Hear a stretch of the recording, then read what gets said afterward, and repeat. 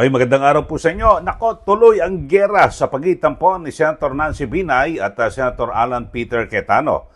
At isa po sa pinakahuling balita ay formal na pong naghain ng ethics complaint. Ito pong si Senator Nancy Binay. At ito po ay sa tanggapan ni Senate Majority Leader Francis Tolentino na siyang chairman ng Senate Committee on Ethics. At kung saan ay opisyal na pong inireklamo ni Senator Nancy Binay, ito pong si Senator Cayetano. At anya, base po sa 15 na pahina na complaint laban po kay Cayetano, ay siya raw po ay nakagawa ng napakarami na mga paglabag. At sinasabi, ito yung paggamit daw po ng offensive at improper language. Nung nangyari po sa yung Senate Accounts Committee na kung saan, di ba, napanood nyo naman siguro yung kanilang sagutan doon at nagkaroon po sila ng mainitang pagtatalo, nagkainitan.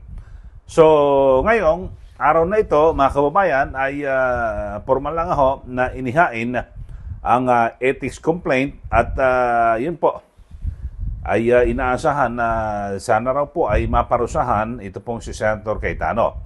So, ito naman ay agad na binaliwala rin ni Senator Cayetano at kanyang pininindigan na naku, marites talaga yan, marites ito pong si Senator Nancy. Pero, sa pagkatapos po ng paghahain ng ethics complaint ay nagbigay po ng press conference o interview sa mga mamahayag. Ito pong si Senator Nancy Binay, nako, naiyak-iyak pa ho dahil sa kanyang mga paliwanag at pahayag at yung mga nangyari daw po noon sa kanilang pamilya, kung inyo pong matatandaan, noong 2015, bago po sumapit ang 2016 elections, ay naimbestigahan noon, di ba? At yung kanyang ama na nooy Vice President Jejomar Binay, diyan po sa Senado at umabot, di ba, pati Makati Building. So, talagang naging matindi po yung sinasabi na epekto kay Senator Nancy Binay at maging sa kanyang mga anak at pamangkin. Panoorin po natin ito pong si Senator Nancy Binay, mga kababayan. When the pronouncements were made during the hearing, ano na yan kumbaga nabitawan na yung mga ganong salita, di ba? So, ang sa akin, babalikan ko, yung nangyari sa amin noong 2015, parang that time, pinalipas ko na lang, pinalampas ko na lang. But this time around, parang hindi na ako papayag na gawin niya ulit na yung paninira na ginawa niya. And I'm a mother, magulang ako, so kailangan kong protektahan din yung mga anak ko na ayoko na pag bumalik sila sa eskwelahan, may magsasabi sa kanila na yung nanay mo pala, sira ulo, kasi tinawag ni Senator Cayetano na buang. So this is not just about me as a senator, this is also about me as a mother, na alam ko, wait, naiyak ako, kasi alam ko yung pinagdaanan ng mga bata, hindi lang ng mga anak ko, pati yung mga pamangkin ko nung panahon na yon. And hindi ako papayag na mauulit muli yung ganong pinagdaanan nila, kasi siguro ang hirap ma-explain kung hindi mo pa nararamdaman maging isang magulang. Kung, di ba, para if you're a parent, mas masakit pag yung anak yung nasasaktan. Ganun yung nangyari sa amin noong mga panahon na yon. So this time around, hindi na talaga ako papayag na mangyari pa siya ulit.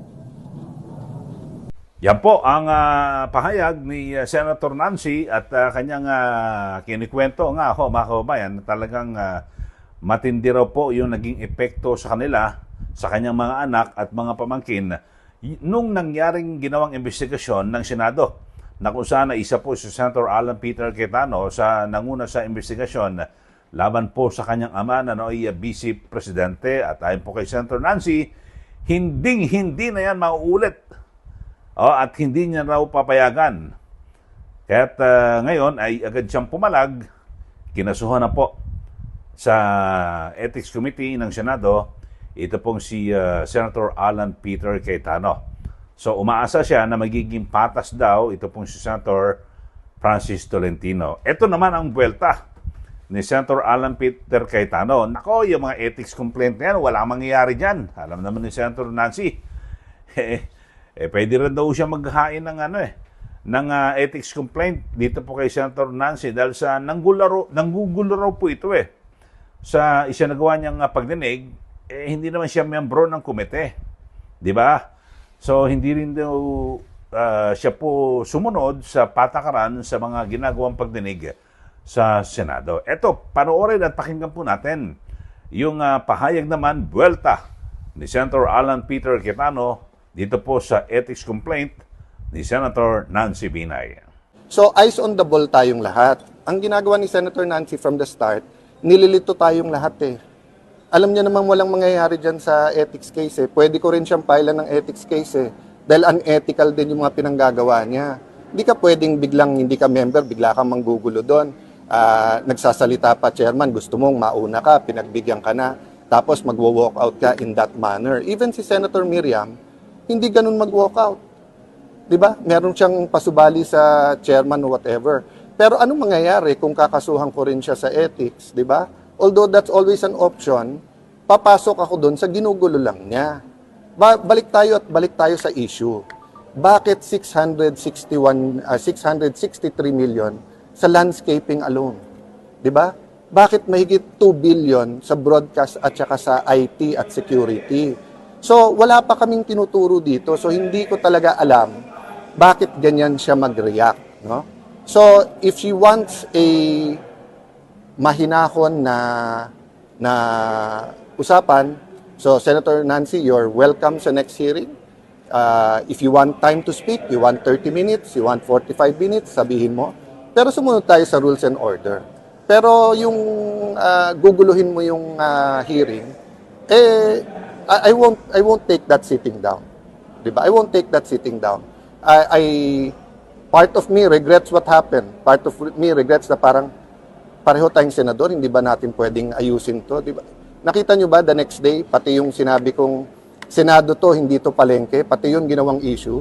But may nakita ka na bang palengke na 24 na nakabarong ang nagbebenta, na bago magsalita yung sa palengke, isa-isa magsasabi ng, Mr. Chairman, pwede ba ako magsalita? Ang aming galunggong, ganito na ang presyo. Ang palengke, kaya nga masarap puntahan, sabay-sabay nagsasalita, pare-pareho binibenta, yung iba-iba, may mga suki ka, kaya nga ganun yung palengke, di ba? Pero pati yun gustong gawin issue, bakit? Di ba? Gusto niya gawing issue yon kasi gusto nga niya mawala ang focus natin, which is, magkano ba talaga yung building, kailan ito matatapos, at tama ba yung paggastos natin ng pera dyan. So, foremost, ako, I will focus on that. But I don't regret exposing na nagmamarites siya kasi yun talaga ginagawa niya. Ikot ng ikot, sa interview sinasabi na mali yung numbers, wala. Senator Nancy ang nagbigay sa akin ng numbers, staff mo. Kinonfirm ng Senate Finance yung numbers. Tatanungin mo ang DPWH para magkamali sila na 23 kasi 21.7. Kaya ako nga nasabing buang na kasi nga parang nagising ako sa mundong ito na sinabi ng DPWH 16 billion malayo sa 23. Nag-sorry sila, ikaw pababawi mo yung sorry kasi 21.7 billion. So parang sa kanya walang difference ang 23, 21, 16 billion. Pera ng bayan yan. Ako nagsimula ako sa politika. 100,000, 200,000, 1 million, hinahanap ng tao, anong ginawa mo sa perang yan? Tapos ngayon, bilyon-bilyon ang pinag-uusapan natin, parang nabuang na yung mundo na baliwala to. Diba? That's why nga, ganun yung pusok ng damdamin ko, na parang ganda-ganda ng takbo ng hearing, nagkakanawaan, lumalabas dito kung ano yung talagang numbers. Wala pa tayong sinasabing anomalya. Pero bakit ganun ang reaction mo? Ba't ka galit na galit? Diba? Bakit mo talagang nililihis? Don't discredit this inquiry. Kahit sinong gumawa ng inquiry na to, it's clear to me, i-discredit ni Senator Nancy. But I don't know kung ano nandyan.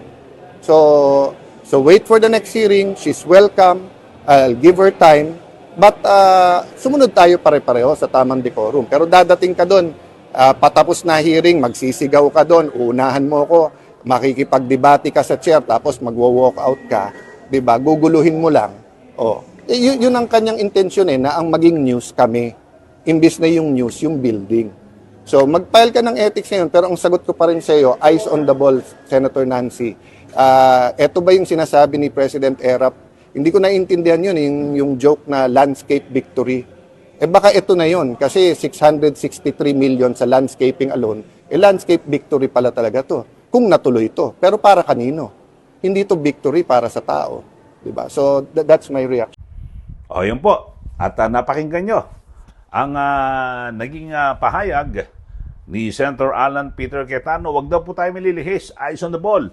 So, ang issue raw ho rito ay yung Senate building na tila talagang napakaluho. Bakit umabot ng 23 billion? So, dapat daw magpaliwanag.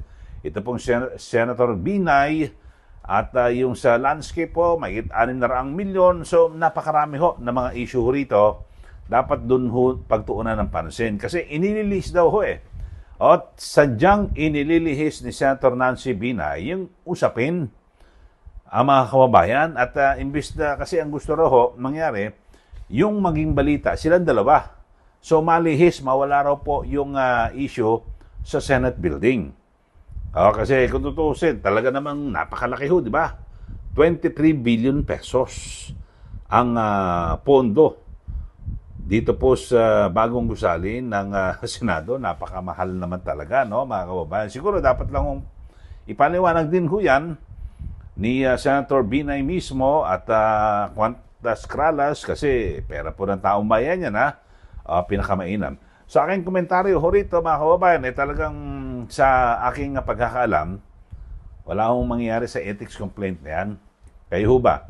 Meron na ho ba kayo nabalitaan na isang senador ay pinatalsik, pinarusahan o anuman ang kanilang kapwa senador? Siguro ang pinakamabigat na ho na magiging parusa ho dyan, kung sakasakali ho napapaboran ito hong complaint ni Senator Binay, reprimand lang ho yan. Parang kumbaga sana papagalitan, sisitahin, isang kapwa senador na wag mo nang uulitin yan. Ganun lang ho yan. So talaga wala mangyayari ho yan. Diyan po sa ethics complaint na ho yan, mga kababayan, di ba? So, well, ang pinakamainam mo siguro, mag-usap silang dalawa. At kung magkakaroon po talaga ng, di ba, sa Miyerkules magkakaroon po muli ng pagdinig ang Accounts Committee. Sabi po ni Senator Alan, pwede silang dumalo kahit na hindi siya member ng komite. Pero pinakamainam ho talaga rito.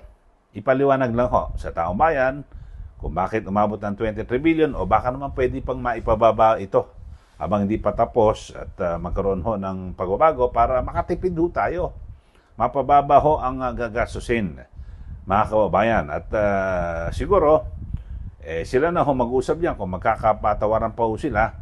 Kasi sabi naman ni Senator Binay, kung hingi raw po ng paumanhin, depende raw po sa nilalaman ng kanyang paumanhin, mga kababayan. Pero, ang pinaka-tabayan na natin, mukhang tuloy-tuloy na ho ang giyera sa pagitan ng pamilya Binay at pamilya Cayetano. At syempre, hindi po maiwasan na idikit ho rito yung away pamilya ng mga Binay na taga Makati at away pamilya ng mga Cayetano na taga-Taguig.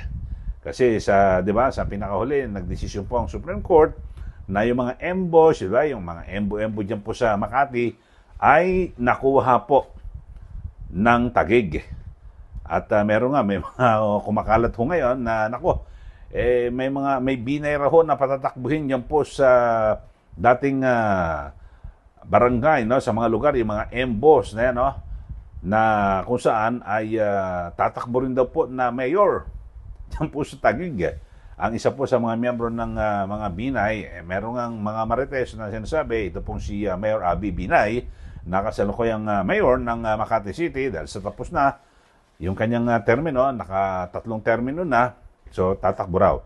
So, ewan ho natin kung ito po'y matutuloy, bagamat sa nauna nating mga impormasyon, ay sa ibang pwesto. Ang alam ko, sa Senado, tatakbuhin ni Senator itong si Mayor Abby Binay. Pero hindi natin alam kung magbabago ang direksyon dahil sa umiinit na naman ito pong away, giyera ng pamilya Cayetano at pamilya Binay at kung saan hahantong muli itong usaping ito. Maraming salamat po mga kababayan. Muli, ito po si Ka Eli. Magandang araw po sa ating lahat.